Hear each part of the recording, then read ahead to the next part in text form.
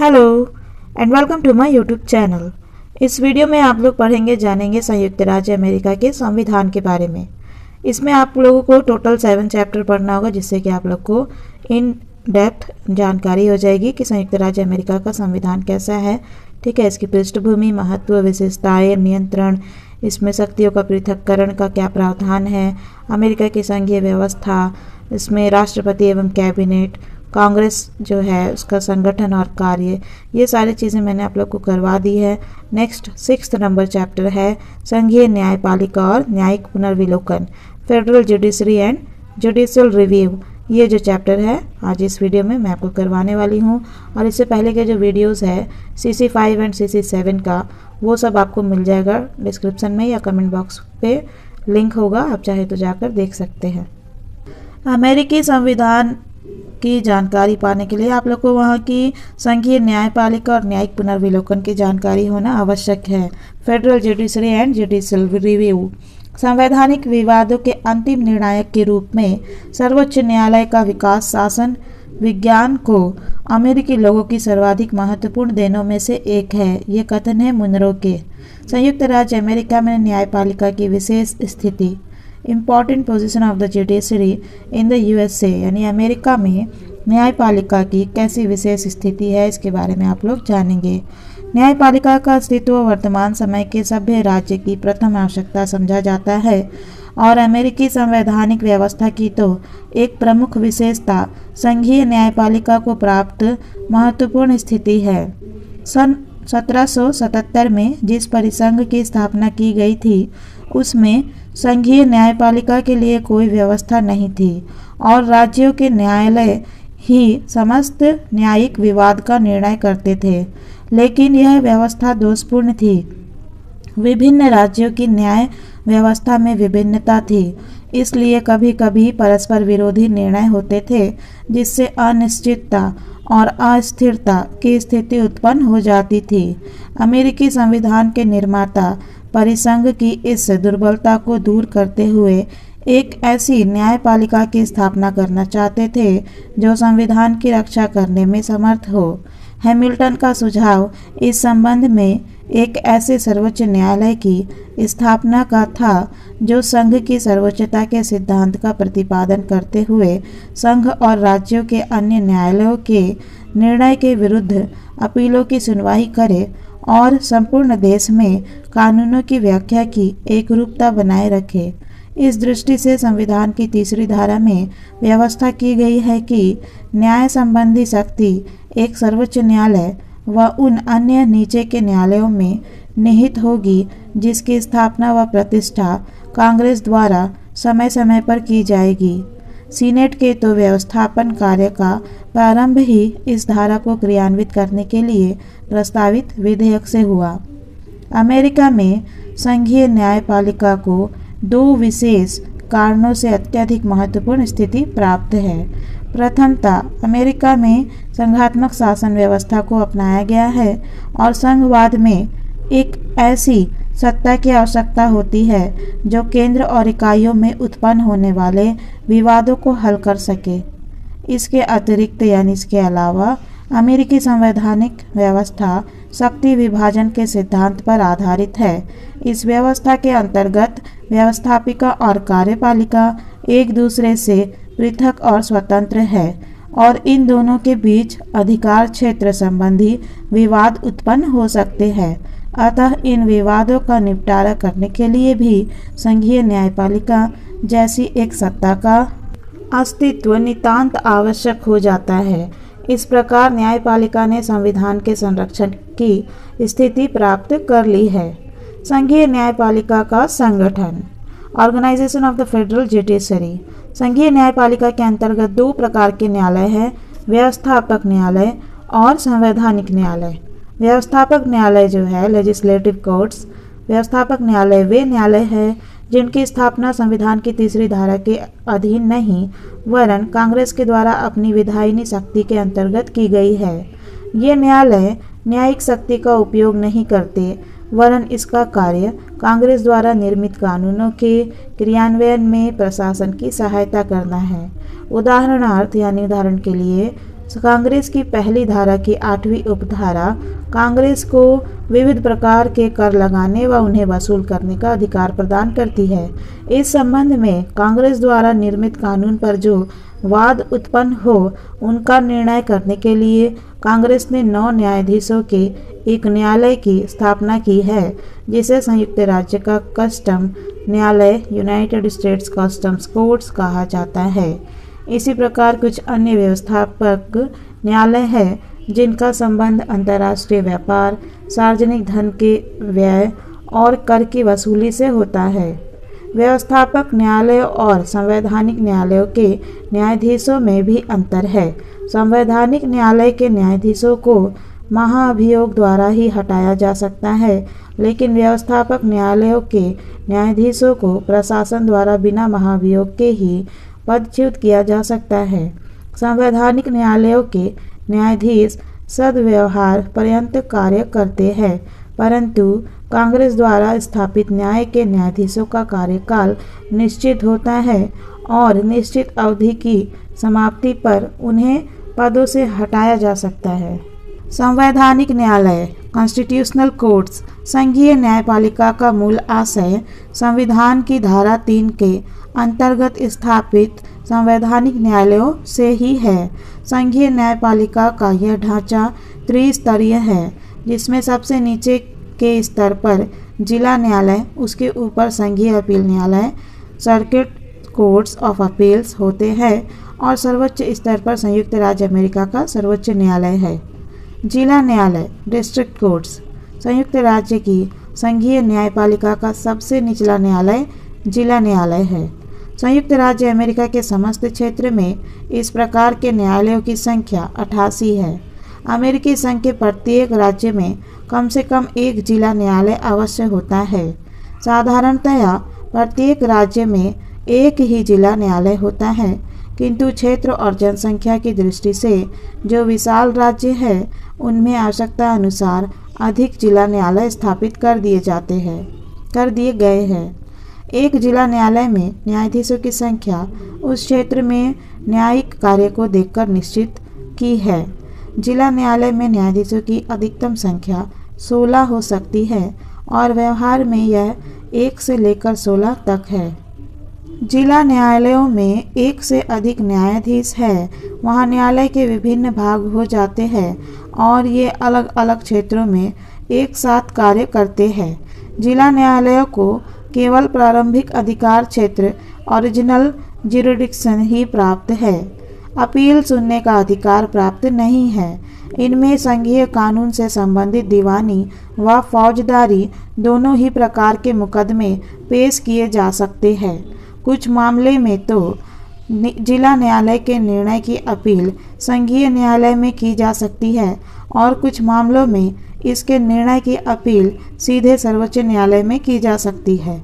संघीय अपील न्यायालय the circuit courts of appeals जिला न्यायालयों के ऊपर संघीय अपील न्यायालयों का गठन किया जाता है। इन न्यायालयों के द्वारा अलग अलग क्षेत्रों का दौरा करते हुए अपना कार्य किया जाता है और इसी कारण इनको दौरा करने वाले न्यायालय भी कहा जाता है। ये जिला न्यायालय और अमेरिका के सर्वोच्च न्यायालय के बीच में स्थित है। इन न्यायालयों की कुल संख्या 11 है। इनमें से एक केवल कोलंबिया जिले के लिए ही कार्य करता है और शेष 10 न्यायालय 20 प्रदेशों में कार्य करते हैं, जिनमें संयुक्त राज्य का बंटवारा किया जाता है। प्रारंभ में जिला न्यायालय और सर्वोच्च न्यायालय की ही स्थापना की गई थी, लेकिन जब सर्वोच्च न्यायालय का कार्यभार बहुत अधिक बढ़ गया और इसके परिणाम स्वरूप कठिनाइयां उत्पन्न होने लगी, तो सर्वोच्च न्यायालय के कार्यभार को हल्का करने के लिए संघीय अपील न्यायालयों की स्थापना की गई। संघीय अपील न्यायालयों को प्रारंभिक अधिकार क्षेत्र प्राप्त नहीं है, वरन इन्हें केवल जिला न्यायालयों के निर्णय के विरुद्ध अपीलें सुनने का अधिकार है। सन 1925 में कांग्रेस ने इन्हें कई मामलों में अपील सुनकर अंतिम निर्णय करने का अधिकार दे दिया है, परंतु सर्वोच्च न्यायालय को अधिकार है कि वह ऐसे किसी भी मामले को अपने पास पुनर्विचार के लिए मंगवा सकता है जिसमें कि इस न्यायालय द्वारा निर्णय किया जा चुका हो। इन न्यायालयों के न्यायाधीश अक्सर दौरे पर जाते हैं और अपने क्षेत्र में अलग अलग स्थानों पर अदालत लगाते हैं। इन न्यायालयों को अंतर्राज्य व्यापार कमीशन, संघीय सुधार परिषद व संघीय व्यापार परिषद के आदेशों व निर्णयों का पुनरावलोकन करने और उन्हें रद्द करने का अधिकार प्राप्त है। इन न्यायालयों के न्यायाधीशों की संख्या साधारणतया 3 से लेकर 9 तक होती है। अपीलीय न्यायालय में किसी विवाद की सुनवाई कम से कम 2 न्यायाधीशों की बेंच द्वारा की जाती है। जिला न्यायालय और संघीय अपील न्यायालय में न्यायाधीशों की नियुक्ति राष्ट्रपति सीनेट की सहमति से करता है।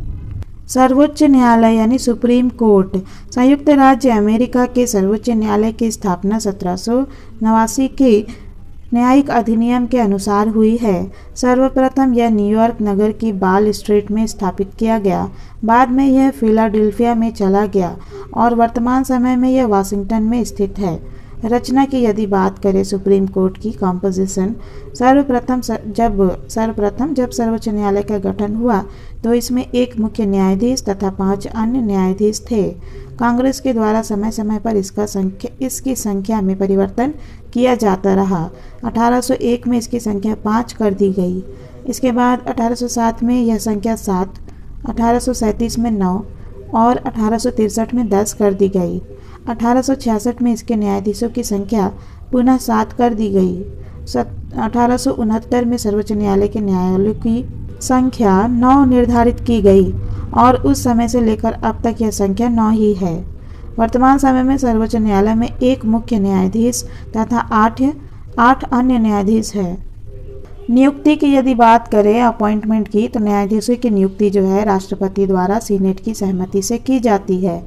संविधान में सर्वोच्च न्यायालय के न्यायाधीश पद के लिए कोई योग्यताएं निर्धारित नहीं की गई है, इसलिए राष्ट्रपति किसी भी ऐसे व्यक्ति को इस महान पद पर नियुक्त कर सकता है जिसके नाम पर सीनेट की स्वीकृति प्राप्त हो सके। सामान्यतया इस पद के लिए राष्ट्रपति द्वारा प्रस्तावित नाम को सीनेट स्वीकार कर लेती है, परंतु कभी कभी सीनेट किसी विशेष व्यक्ति की इस पद पर नियुक्ति को अस्वीकार भी कर देती है। उदाहरण स्वरूप 9 अप्रैल 1970 को राष्ट्रपति निक्सन ने सर्वोच्च न्यायालय में न्यायाधीश पद के लिए हैरोल्ड कार्सवेल का नाम प्रस्तावित किया था, किंतु सीनेट ने उसे स्वीकृति देने से इनकार कर दिया। वेतन तथा पदावधि सैलरी एंड टर्म्स। सर्वोच्च न्यायालय के न्यायाधीशों का वेतन कांग्रेस द्वारा निर्धारित किया जाता है और न्यायाधीश की पदावधि में इस वेतन में वृद्धि तो की जा सकती है लेकिन कमी नहीं। वर्तमान समय में मुख्य न्यायाधीश को प्रतिवर्ष $1,71,500 और अन्य न्यायाधीशों को $1,64,100 वेतन मिलता है। न्यायाधीशों की पदावधि आजीवन है और वे सदाचार पर्यंत अपने पद पर बने रहते हैं।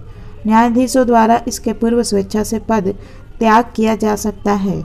इस संबंध में यह व्यवस्था की गई है कि यदि किसी व्यक्ति ने 10 वर्ष तक सर्वोच्च न्यायालय की सेवा की है और उसकी आयु 70 वर्ष हो चुकी है, अथवा यदि वह 15 वर्ष तक सर्वोच्च न्यायालय की सेवा कर चुका है तथा उसकी आयु 65 वर्ष हो चुकी है, तो स्वेच्छा से अवकाश ग्रहण करने के बाद भी उसे जीवन पर्यंत अपने पद पर पूरा वेतन प्राप्त होता रहेगा।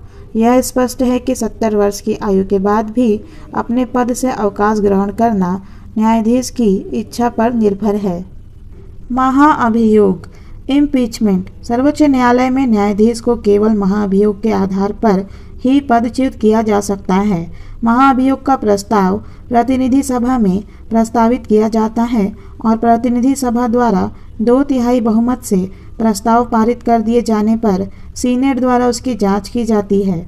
यदि सीनेट भी अपने 2/3 बहुमत से प्रस्ताव की पुष्टि कर दे तो महाअभियोग का प्रस्ताव पारित समझा जाता है और संबंधित न्यायाधीश को पद त्याग करना होता है। अब तक के संवैधानिक इतिहास में संघीय न्यायपालिका के 9 न्यायाधीशों के विरुद्ध महाअभियोग का प्रस्ताव रखा गया है और इनमें से केवल 4 के विरुद्ध यह प्रस्ताव पारित हो सका। सर्वोच्च न्यायालय के तो केवल एक न्यायाधीश सैमुअल चेज के विरुद्ध यह प्रस्ताव लाया गया, लेकिन उनके विरुद्ध भी प्रस्ताव पारित नहीं हो सका। इस प्रकार फर्ग्यूसन और मैकहेनरी के शब्दों में यह कहा जा सकता है कि महाभियोग की प्रक्रिया अपवाद स्वरूप ही है। सर्वोच्च न्यायालय की कार्य अवधि, working system of the Supreme Court. सर्वोच्च न्यायालय का अधिवेशन प्रतिवर्ष अक्टूबर के प्रथम सोमवार को प्रारंभ होता है और प्रायः अगले वर्ष के जून माह के पहले सप्ताह तक चलता रहता है। विशेष आवश्यकता पड़ने पर मुख्य न्यायाधीश सर्वोच्च न्यायालय का विशेष अधिवेशन भी बुला सकते हैं। मुख्य न्यायाधीश सर्वोच्च न्यायालय का कार्यपालिका अधिकारी है। यह अधिवेशन की अध्यक्षता करता है और निर्णयों की घोषणा करता है, लेकिन उसे अन्य न्यायाधीशों की अपेक्षा अधिक अधिकार प्राप्त नहीं है। अभियोग की सुनवाई मंगल, बुध, गुरु तथा शुक्र को होती है। शनिवार को न्यायाधीश परस्पर विचार विमर्श करते हैं तथा सोमवार को सार्वजनिक रूप में निर्णय देते हैं। अभियोग की सुनवाई तथा निर्णय के लिए 6 न्यायाधीशों की गणपूर्ति कोरम रखी गई है। अभियोग का निर्णय बहुमत से होता है। मुख्य न्यायाधीश सबसे पहले अपने विचार बताता है, किंतु मत सबसे अंत में देता है। कोई भी न्यायाधीश बहुमत के निर्णय से भिन्न मत व्यक्त कर सकता है। बहुमत निर्णय तथा उससे सहमत न होने वाले न्यायाधीशों के असहमति विचार जनता तथा न्यायालयों के पथ प्रदर्शन के लिए संयुक्त राज्य की रिपोर्ट में छापे जाते हैं। अमेरिका में सर्वोच्च न्यायालय की यदि क्षेत्र अधिकार की बात करें तो ज्यूरिसडिक्शन की क्षेत्र अधिकार जो है, इसमें सर्वोच्च न्यायालय को संविधान से ही शक्तियाँ प्राप्त होती है और इस रूप में वह अमेरिकी संघ की कार्यपालिका तथा व्यवस्थापिका दोनों से ही स्वतंत्र है। सर्वोच्च न्यायालय का क्षेत्राधिकार इस प्रकार है। प्रारंभिक क्षेत्राधिकार, ओरिजिनल ज्यूरिसडिक्शन।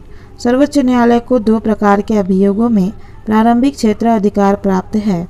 पहला यह कि वे सभी विवाद जिनमें राजदूत, अन्य सार्वजनिक मंत्री, वाणिज्य दूत अथवा विदेशी प्रतिनिधि कोई पक्ष हो।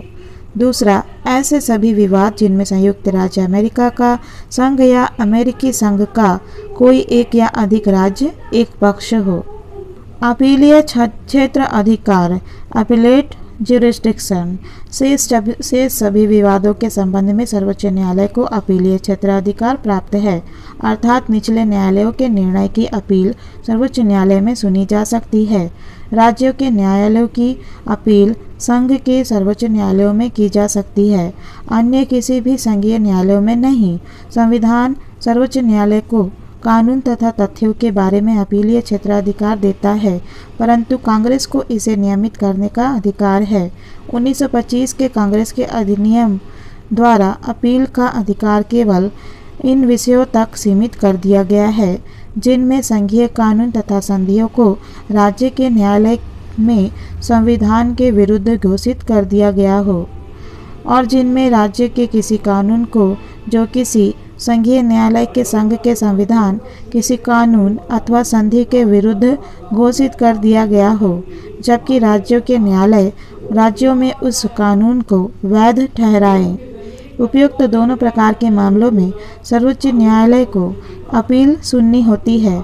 अन्य मामलों में सर्वोच्च न्यायालय को अपील का अधिकार है, परंतु सर्वोच्च न्यायालय की इच्छा पर निर्भर है कि वह इसका प्रयोग करे या ना करे।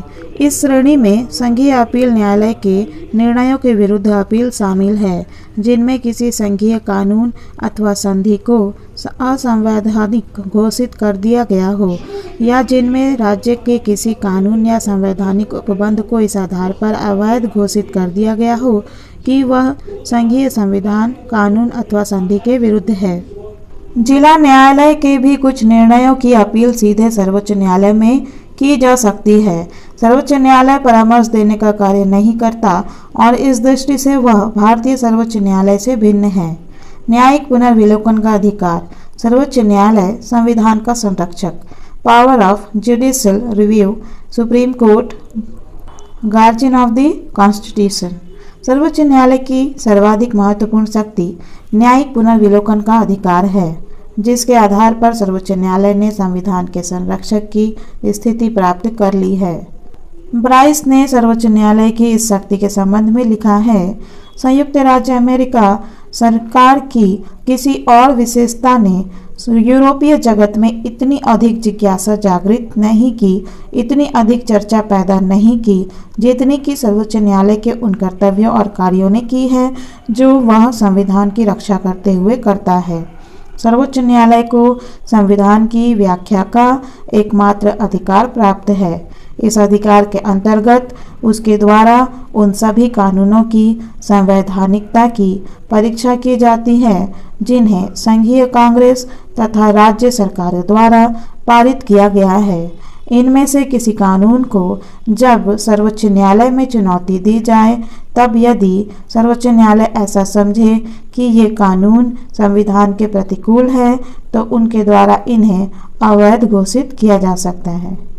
सर्वोच्च न्यायालय की शक्ति को ही न्यायिक पुनर्विलोकन की शक्ति, पावर ऑफ जुडिशियल रिव्यू कहते हैं। इस शक्ति के आधार पर न्यायालयों के अधिकार क्षेत्र के अंतर्गत कार्यपालिका द्वारा किए गए वे कार्य भी आते हैं जो ऐसे कानूनों के आधार पर उसने किए हो। कॉर्बिन ने न्यायिक पुनर्विलोकन को स्पष्ट करते हुए कहा है कि न्यायिक पुनर्विलोकन का तात्पर्य न्यायालयों की उस शक्ति से है जो उन्हें अपने न्याय क्षेत्र के अंतर्गत लागू होने वाले व्यवस्थापिका के कानूनों की वैधानिकता का निर्णय देने के संबंध में तथा उन कानूनों को लागू करने से इनकार करने के संबंध में प्राप्त है जिन्हें वह अवैध और इसलिए व्यर्थ समझे। न्यायिक पुनर्विलोकन की इस शक्ति के आधार पर सर्वोच्च न्यायालय ने संविधान के संरक्षक की स्थिति प्राप्त कर ली है। इस बात को दृष्टि में रखते हुए जस्टिस हुज ने कहा था कि अमेरिकन जनता संविधान के अधीन अवश्य रहती है, परंतु संविधान वही है जो न्यायाधीश कहते हैं। इसी प्रकार जस्टिस फ्रैंकफर्टर ने कहा था कि सर्वोच्च न्यायालय ही संविधान है। सर्वोच्च न्यायालय को उसकी इस शक्ति के आधार पर कांग्रेस का तृतीय सदन, third chamber of the Congress कहा जाता है। सर्वोच्च न्यायालय के न्यायिक पुनर्विलोकन के अधिकार के संबंध में कुछ विशेष बातें हैं। सर्वप्रथम, सर्वोच्च न्यायालय अपनी ही पहल इनिशिएटिव पर किसी कानून की वैधानिकता और अवैधानिकता पर विचार नहीं कर सकता। इसके द्वारा यह कार्य तभी किया जा सकता है जब कोई व्यक्ति या समुदाय किसी विवाद या अपील के अंतर्गत किसी कानून की संवैधानिकता को चुनौती दे। द्वितीय, न्यायिक पुनर्विलोकन के अधिकार का प्रयोग केवल सर्वोच्च न्यायालय ही नहीं करता, वरन निम्न संघीय न्यायालय और राज्यों के उच्च न्यायालय भी इस अधिकार का प्रयोग करते हैं। इतना अवश्य है कि उनके निर्णय के विरुद्ध सर्वोच्च न्यायालय में अपील की जा सकती है और इस संबंध में अंतिम निर्णायक सर्वोच्च न्यायालय ही है। न्यायिक पुनर्विलोकन की शक्ति का संवैधानिक आधार, constitutional basis of the power of judicial review. इस बात पर बहुत अधिक विवाद है कि सर्वोच्च न्यायालय की न्यायिक पुनर्विलोकन की शक्ति का कोई संवैधानिक आधार है अथवा नहीं। एक पक्ष का विचार है कि इसका कोई वैधानिक आधार नहीं है और सर्वोच्च न्यायालय ने मनमाने तरीके से यह शक्ति अपने हाथ में ले ली है। संविधान सभा के एक प्रमुख सदस्य और बाद में राष्ट्रपति जेफरसन ने तो स्पष्ट कहा था कि पूर्वजों ने जिस ढांचे की स्थापना की थी उसके अंतर्गत प्रशासन के तीनों भाग पूर्णतया स्वतंत्र होने थे तथा अब यदि न्यायपालिका कांग्रेस व राष्ट्रपति के अधिकारों के पुनर्विलोकन के अधिकार का प्रयोग करती है तो यह शक्ति पृथक्करण के सिद्धांत का ही उल्लंघन नहीं, वरन संविधान निर्माताओं के विचारों का भी अनादर है। परंतु वास्तव में न्यायिक पुनर्विलोकन की शक्ति का वैधानिक आधार है। संविधान के अंतर्गत इस संबंध में स्पष्ट तौर पर चाहे कुछ भी ना कहा गया हो, लेकिन संविधान के दो प्रावधानों अनुच्छेद 6 व अनुच्छेद 3 की उपधारा 2 में यह शक्ति निहित है। संविधान के अनुच्छेद 6 में कहा गया है कि यह संविधान तथा अमेरिका के सब कानून तथा उसके अनुसार बताई गई संधियां अमेरिका का सर्वोच्च कानून होगा। न्यायाधीश इससे बंधे हुए होंगे। किसी राज्य के संविधान तथा कानून में यदि संयुक्त राज्य अमेरिका के संविधान के विरुद्ध कोई बात होगी तो वह वैध नहीं मानी जाएगी। इसी प्रकार अनुच्छेद 3 की उपधारा 2 में कहा गया है कि कानून व औचित्य के अनुसार न्यायपालिका की शक्ति के क्षेत्र में वे सब मामले आएंगे जो इस संविधान, संयुक्त राज्य के कानूनों व उनके अंतर्गत की गई अथवा की जाने वाली संधियों के अंतर्गत उत्पन्न हो। इन दोनों अनुच्छेदों की व्याख्या करते हुए न्यायिक पुनर्विलोकन की धारणा के समर्थकों का कथन है कि संविधान की सर्वोच्चता बनी रहे और किसी ओर से उसका उल्लंघन न हो, यह देखना सर्वोच्च न्यायालय का कार्य है और सर्वोच्च न्यायालय यह कार्य तभी संपन्न कर सकता है जबकि उसे संविधान की व्याख्या करने और संघीय या राज्य व्यवस्थापिका द्वारा निर्मित ऐसे कानूनों को अवैध घोषित करने का अधिकार प्राप्त हो जो उसके विचार में संविधान के प्रतिकूल है। फिलाडेल्फिया सम्मेलन के प्रसिद्ध सदस्य हैमिल्टन ने यही दृष्टिकोण व्यक्त करते हुए फेडरलिस्ट नामक पत्रिका में लिखा था, कानूनों की व्याख्या करना न्यायालयों का उचित व विशिष्ट कार्यक्षेत्र है। संविधान आधारभूत कानून होता है और न्यायालयों को उसे आधारभूत कानून ही मानना चाहिए। इसलिए यह उनका कार्य होना चाहिए कि वे उसका तथा व्यवस्थापिका द्वारा बनाए गए किसी भी कानून का अर्थ निश्चित करें। यदि दोनों में कोई ऐसा अंतर हो जिसमें साम्य न बैठाया जा सके तो निश्चित ही उसे ग्रहण किया जाना चाहिए जिसकी मान्यता तथा वैधता श्रेष्ठ हो। दूसरे शब्दों में कानून की तुलना में संविधान को तथा जनता के प्रतिनिधियों की इच्छा की तुलना में जनता की मान्यता अधिक होनी चाहिए। सर्वोच्च न्यायालय द्वारा न्यायिक पुनर्विलोकन का प्रयोग। Application of judicial review by supreme court. सन 1803 में मारबरी बनाम मेडिसन के विवाद में न्यायमूर्ति मार्शल द्वारा न्यायिक पुनर्विलोकन के सिद्धांत का स्पष्ट रूप से प्रतिपादन किया गया और तब से अब तक इस सिद्धांत का प्रयोग करते हुए सर्वोच्च न्यायालय कांग्रेस द्वारा निर्मित 18 कानूनों को अवैध घोषित कर चुका है। उपयुक्त प्रसिद्ध विवाद इस प्रकार का था कि मार्च 1801 को राष्ट्रपति एडम्स ने मारबरी को कोलंबिया जिले का न्यायाधिकारी जस्टिस ऑफ पीस नियुक्त किया, लेकिन उपयुक्त आदेश मारबरी को भेजे जाने के पूर्व ही राष्ट्रपति एडम्स का कार्यकाल समाप्त हो गया और नवीन राष्ट्रपति जेफरसन व उनके न्यायमंत्री मेडिसन ने मारबरी को उपयुक्त आदेश भेजने से इनकार कर दिया। अतः मारबरी ने 1789 के न्यायपालिका अधिनियम की व्यवस्था के अंतर्गत राष्ट्रपति के विरुद्ध परम आदेश मैंडेमस जारी करने की प्रार्थना की।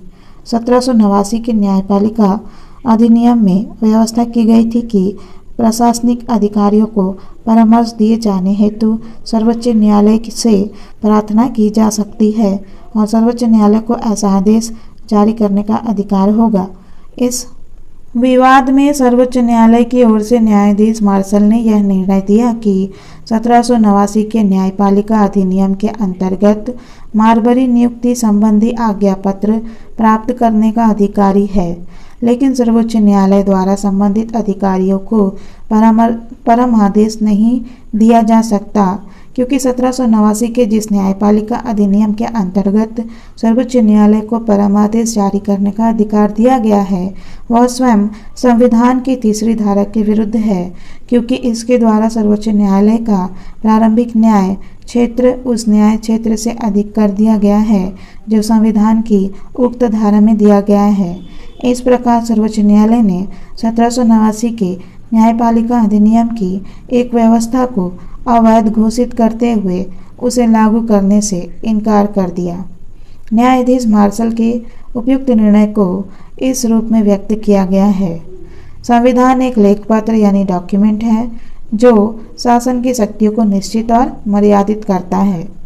संविधान देश का सर्वोच्च कानून है और इसलिए कांग्रेस द्वारा पारित अन्य कानूनों की तुलना में श्रेष्ठ है।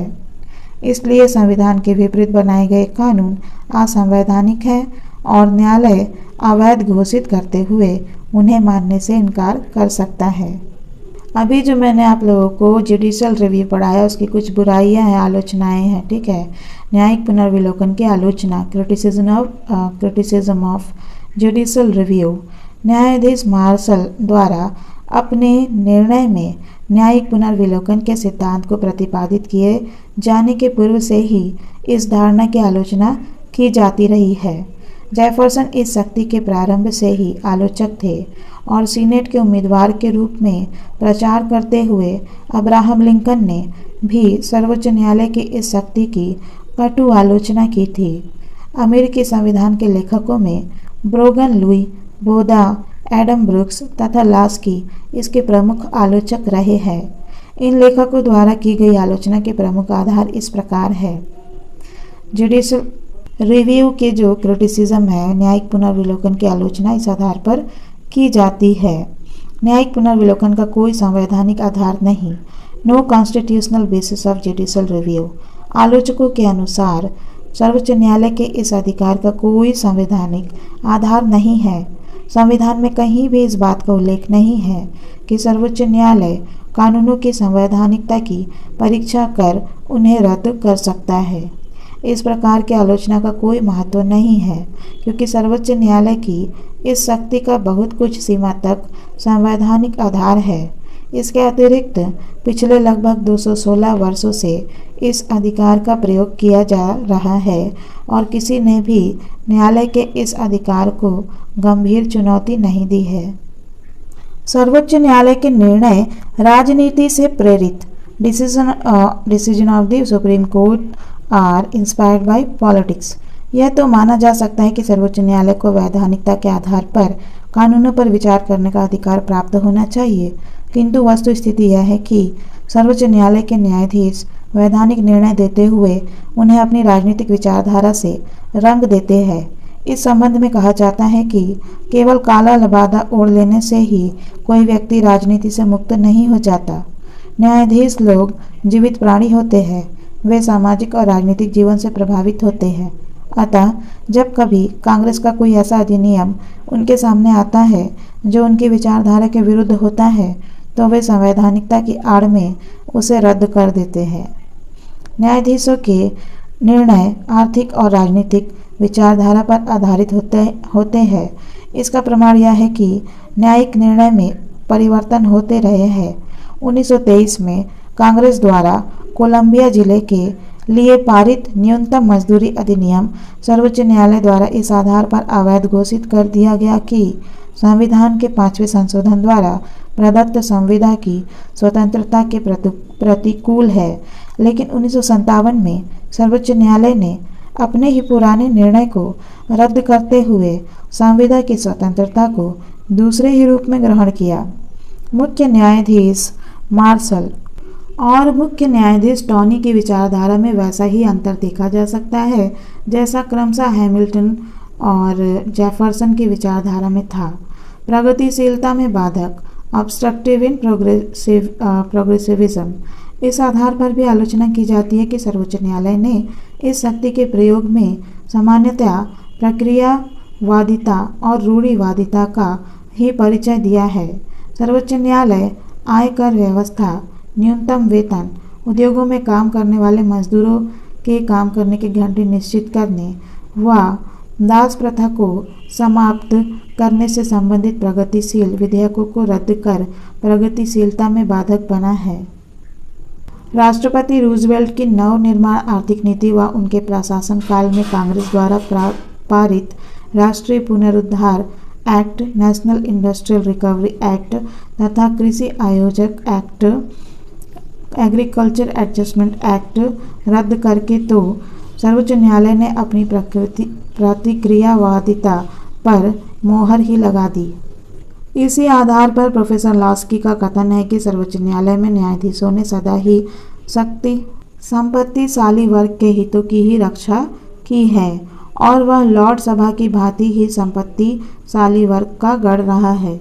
सर्वोच्च न्यायालय कांग्रेस का तृतीय सदन, supreme court, third chamber of the Congress, आलोचना का प्रमुख आधार यह है कि सर्वोच्च न्यायालय ने अपनी शक्ति के आधार पर कांग्रेस के तीसरे सदन की स्थिति प्राप्त कर ली है, जो नितांत अनुचित है। प्रजातंत्र में कानून निर्माण की शक्ति जनप्रतिनिधियों को ही प्राप्त होनी चाहिए और अमेरिकी जनता इस कार्य के लिए कांग्रेस सदस्यों को चुनती है, लेकिन सर्वोच्च न्यायालय कांग्रेस द्वारा पारित अधिनियमों को अवैध घोषित कर एक उच्च विधानमंडल की स्थिति प्राप्त कर लेता है। सर्वोच्च न्यायालय का संगठन लोकतंत्रीय नहीं है और न्यायाधीशों को कार्यपालिका ही नामजद करती है। अतः इन न्यायाधीशों को जनप्रतिनिधियों से उच्च स्थिति प्रदान करना निश्चित रूप से अलोकतंत्रीय ही है। लास्की और ब्रोगन ने इसी आधार पर सर्वोच्च न्यायालय को कांग्रेस का तृतीय सदन कहा है। जब सर्वोच्च न्यायालय के द्वारा राष्ट्रपति रूजवेल्ट की नवनिर्माण आर्थिक नीति को रद्द किया गया तो संघीय न्यायपालिका के पुनर्गठन की आवश्यकता बताते हुए राष्ट्रपति ने कांग्रेस को अपने संदेश में कहा था, इस बात का महत्व ही नहीं है कि कांग्रेस ने कानून का निर्माण किया है, कार्यपालिका ने उस पर हस्ताक्षर किए हैं और प्रशासकीय तंत्र उसे क्रियान्वित करने की प्रतीक्षा कर रहा है। न्यायपालिका एक अतिरिक्त कार्य अपने हाथ में ले रही है और उसके द्वारा राष्ट्रीय व्यवस्थापिका के ढीले रूप में संगठित तथा धीमी प्रक्रिया से कार्य करने वाले तृतीय सदन का रूप ग्रहण किया जा रहा है। निर्णय की त्रुटिपूर्ण प्रक्रिया, डिफेक्टिव प्रोसेस ऑफ डिसीजंस। सर्वोच्च न्यायालय की बहुमत निर्णय की जो प्रक्रिया है उसकी आलोचना की जाती है। सर्वोच्च न्यायालय के अधिकांश निर्णय 4 के विरुद्ध 5 न्यायाधीशों के बहुमत से किए जाते हैं। 4 न्यायाधीश तो कानून की संवैधानिकता में विश्वास व्यक्त करते हैं, लेकिन 5 न्यायाधीश उसे असंवैधानिक कहकर रद्द कर देते हैं। इस प्रकार एक न्यायाधीश संपूर्ण कांग्रेस और राष्ट्रपति के निर्णय पर निषेध अधिकार का प्रयोग करता है और यह स्थिति सर्वोच्च न्यायालय के निर्णय और की बुद्धिमत्ता के प्रति शंका उत्पन्न करती है। प्रश्न यह है कि यदि कानून असंवैधानिक है तो न्यायाधीशों में मतभेद क्यों है। निर्णय की यह त्रुटिपूर्ण प्रक्रिया जनता में अविश्वास और निराशा भर देती है। सामाजिक व आर्थिक जीवन में अस्थिरता, instability in social and economic life. सर्वोच्च न्यायालय की यह शक्ति सामाजिक और आर्थिक जीवन में बड़ी अस्थिरता उत्पन्न करने का भी कारण होती है। कई बार ऐसा होता है कि कांग्रेस का एक कानून काफ़ी लंबे समय तक प्रयोग में आता रहता है और लोग उसके अनुसार अपना कार्य करते रहते हैं, लेकिन फिर एक दिन सर्वोच्च न्यायालय उसे अवैध घोषित कर देता है और वर्षों से उसके आधार पर किया गया समस्त कार्य असंवैधानिक हो जाता है। यह स्थिति नागरिकों में समस्त कानूनी ढांचे के प्रति शंका उत्पन्न कर देती है। इससे राजनीतिक जीवन के उद्देश्य भी निश्चित नहीं हो पाते। कोई भी राजनीतिक दल विश्वास के साथ यह नहीं कह सकता कि उसके द्वारा बनाए गए कार्यक्रम की कौन सी बात कानून बनने पर न्यायाधीशों द्वारा असंवैधानिक घोषित कर दी जाएगी। विधानमंडलों में उत्तरदायित्व का ह्रास, decline of responsibility in legislature. Professor Brogan द्वारा इस आधार पर न्यायिक पुनर्विलोकन की आलोचना की गई है कि इसके परिणाम स्वरूप विधानमंडलों के उत्तरदायित्व की भावना कम होती है तथा उनके काम में लापरवाही व असावधानी बढ़ जाती है। कांग्रेस सदस्य यह सोचकर निश्चित हो जाते हैं कि यदि उनके द्वारा निर्मित कानूनों में कोई कमी रह भी गई तो सर्वोच्च न्यायालय उसे दूर कर लेगा। न्यायिक पुनर्विलोकन का महत्व, इम्पोर्टेंस ऑफ जुडिशियल रिव्यू। यद्यपि कुछ लेखकों द्वारा न्यायिक पुनर्विलोकन की आलोचना की गई है, लेकिन सामान्य अमेरिकी दृष्टिकोण न्यायिक पुनर्विलोकन का प्रशंसक है और इसका महत्व बताते हुए इन बातों को कहा जाता है जिनमें पर्याप्त सार है। सीमित शासन की कल्पना को साकार करना। अमेरिकी संविधान निर्माताओं द्वारा एक ऐसे सीमित शासन की कल्पना की गई थी जिसमें सरकार के प्रत्येक अंग की शक्तियाँ सीमित हो। इस आदर्श को न्यायिक पुनर्विलोकन के आधार पर ही प्राप्त किया जा सकता है। सर्वोच्च न्यायालय ने अपनी इस शक्ति के आधार पर कांग्रेस व राष्ट्रपति को अपनी सीमाओं के भीतर रहने पर विवश किया और उन्हें निरंकुश व अनियंत्रित सत्ता संपन्न नहीं होने दिया। संघात्मक व्यवस्था की रक्षा। सर्वोच्च न्यायालय ने अपनी इस शक्ति के आधार पर संघात्मक व्यवस्था की भी रक्षा की है। संविधान निर्माताओं ने केंद्र और इकाइयों की सरकारों के बीच जिस शक्ति विभाजन की व्यवस्था की थी, उसे बनाए रखते हुए संघात्मक व्यवस्था की रक्षा का भार सर्वोच्च न्यायालय पर ही था और सर्वोच्च न्यायालय ने इसे भली भांति निभाया है। इसी आधार पर डॉक्टर फाइनर लिखते हैं कि यह एक सीमेंट है जिसने सारे संघीय ढांचे को स्थिरता दी है। मुनरो का तो विचार है कि सर्वोच्च न्यायालय के अभाव में अमेरिकी संघ की इकाइयां अनेक मुंह वाले दैत्यों का रूप ग्रहण कर संवैधानिक व्यवस्था को समाप्त कर देंगी। नागरिक अधिकारों और स्वतंत्रताओं की रक्षा। सर्वोच्च न्यायालय ने अपनी इस शक्ति के बल पर सदैव ही नागरिक अधिकारों और स्वतंत्रताओं की रक्षा का कार्य किया है। सर्वोच्च न्यायालय नागरिक स्वतंत्रताओं की रक्षा के प्रति कितना जागरूक है, इसका प्रमाण यह है कि गृह युद्ध की स्थिति में भी जब राष्ट्रपति लिंकन ने बंदी प्रत्यक्षीकरण के अधिकारों को स्थगित कर दिया, तो मुख्य न्यायाधीश टॉनी ने इसे अनुचित बताया। संविधान को गतिशीलता प्रदान करना। इन सब के अतिरिक्त सर्वोच्च न्यायालय की इस शक्ति का सर्वाधिक महत्व इस दृष्टि से है कि इसने संविधान को बदलती हुई परिस्थितियों के अनुरूप गतिशीलता प्रदान की है।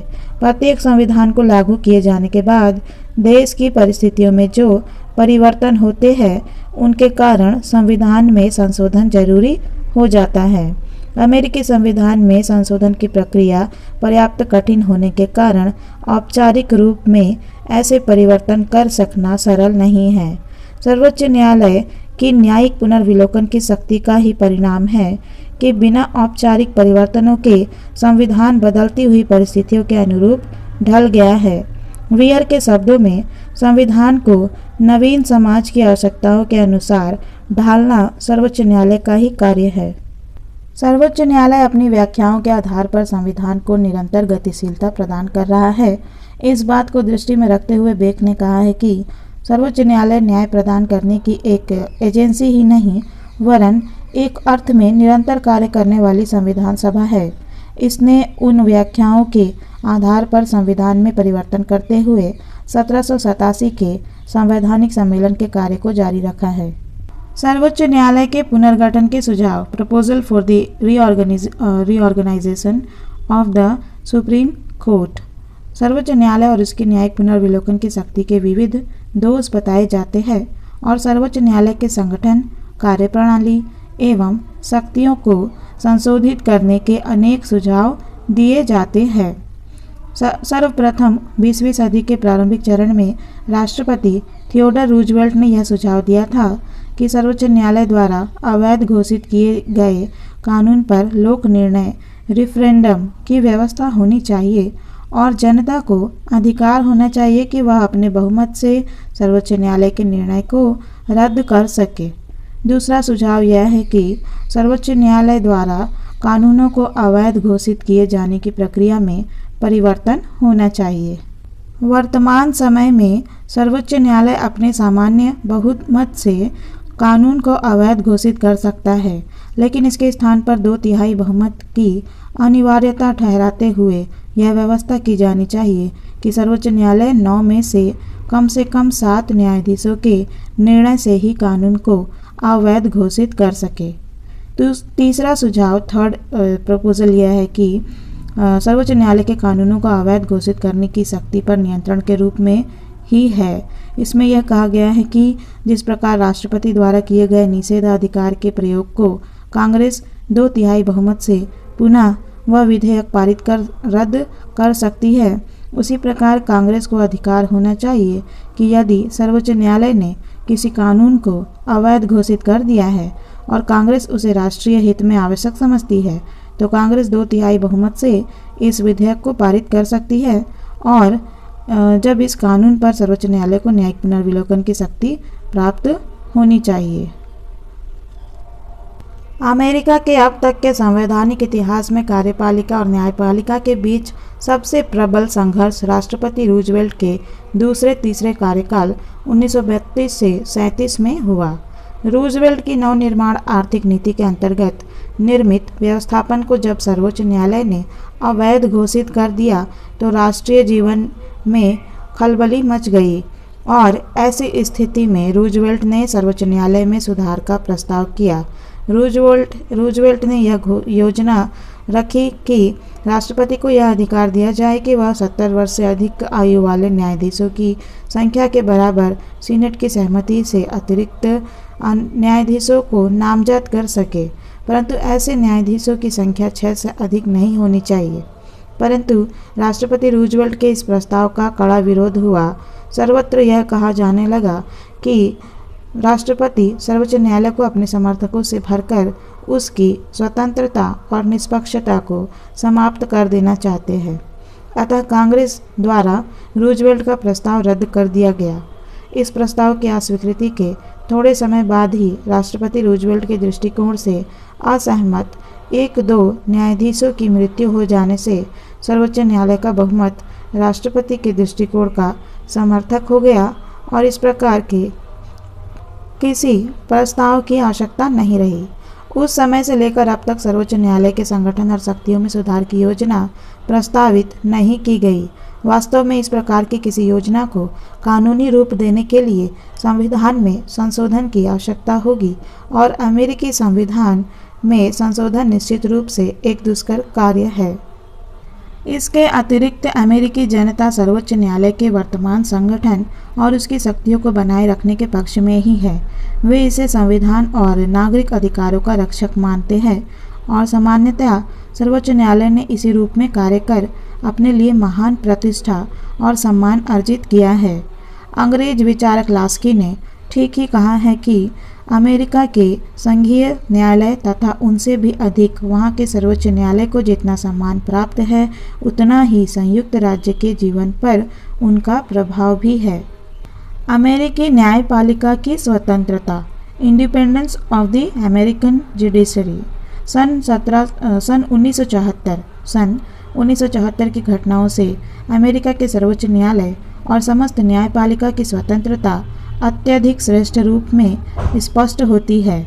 वाटरगेट कांड को प्रकाश में लाने और अपराधियों को दंडित करने के संबंध में न्यायाधीश जॉन सिरका की भूमिका महत्वपूर्ण रही और जब व्हाइट हाउस के टेप से संबंधित विवाद सर्वोच्च न्यायालय में उपस्थित हुआ तो 24 जुलाई 1974 को सर्वोच्च न्यायालय ने सर्वसम्मति से राष्ट्रपति को आदेश दिया कि वे व्हाइट हाउस के 64 टेप और उनसे संबंधित दस्तावेज विशेष महाधिवक्ता लियोन जावर्स्की को सौंप दे। राष्ट्रपति सर्वोच्च न्यायालय के आदेशों की अवहेलना न कर सके। अभी जनवरी 98 में राष्ट्रपति बिल क्लिंटन न्यायालय में स्वयं उपस्थित हुए और उनसे अदालत में लगातार 6 घंटे पूछताछ हुई।